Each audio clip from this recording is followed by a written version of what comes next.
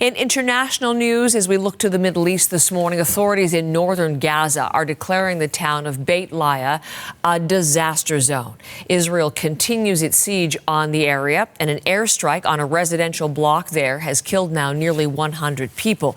The United States called the attack horrifying. Israel is also facing international backlash after its parliament voted to ban UNRWA from operating in the country. Senior correspondent Sasha Petrusik is live out of Jerusalem with the very latest reporting on this. Let's come back to that attack, the airstrike, Sasha, the latest in northern Gaza. What are the new details that you're gathering this morning? Well, Heather, we're told that rescuers are still pulling out bodies, looking for the missing in this one particular apartment building, this 5-story building that was the target, seems to be the target for the Israeli military yesterday. They have not said what they were going after, except a very general statement that they are fighting the remaining Hamas militants who are in the area, who have popped up and really are fighting more of a guerrilla war now than the first time around. This is an area where Israel had actually said that it had cleared out all of Hamas in the early months of this conflict, but it turns out that many have returned, or perhaps they were not gone in the first place. However, the nature of the fighting has changed. This is now turning, as I say, into more of a guerrilla warfare. It is much more difficult to go after the individual militants. Israel is saying that they are hiding among civilians there. But it does mean that Israeli troops are in fact in the scopes of many of these militants, and it's hard to know where they will be or if they're in certain tunnels or not.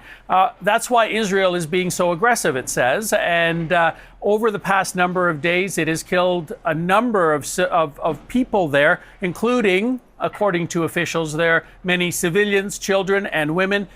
24 children apparently in yesterday's hit, but there have also been a number of other hits over the past week. In one case, 40 people were killed on the weekend. Other hits that killed dozens of other people, and last week another big hit that we talked about at that time, which killed 87, according to local Gaza officials. So a lot of casualties, which the UN has pointed out and said that they are very concerned about.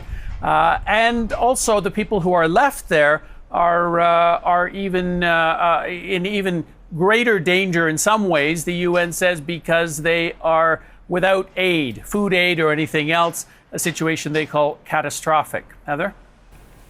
Sasha, 2 U.S. envoys will arrive in Israel today. Their efforts continue to secure a ceasefire deal in Lebanon. How are talks going?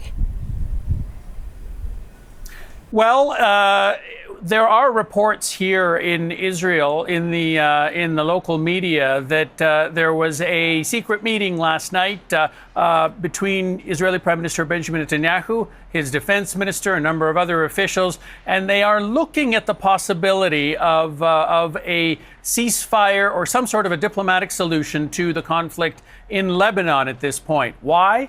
Because, according to the defense minister, Hezbollah's military capabilities have been severely weakened. He says, that's Yoav Gallant, the defense minister, he says that they have only about 20% of their original rockets available, the ones that they've been firing into northern Israel for months now. 20% is still about 30,000 rockets by official estimates, but that's a lot less than they started with. And the defense minister says Hezbollah is a lot less organized because Israel has killed many of its top leaders. So they are now looking at this proposal, which would allow Israel to go in whenever it felt it was necessary. It would dramatically increase the presence of Lebanese forces in the south of Lebanon along that border to make sure that Hezbollah doesn't come back in. That's the idea that Israel is looking at the moment, but we're not sure how far it has gotten or if anybody else has actually signed on to it at this point.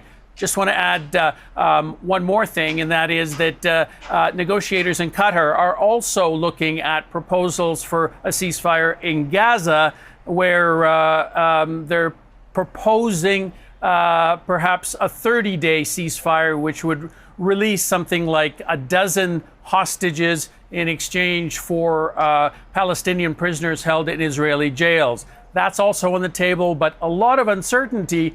And in fact, the mediators, the Qatari mediators who are there, who are looking at this and trying to push things forward, this is how they put it today.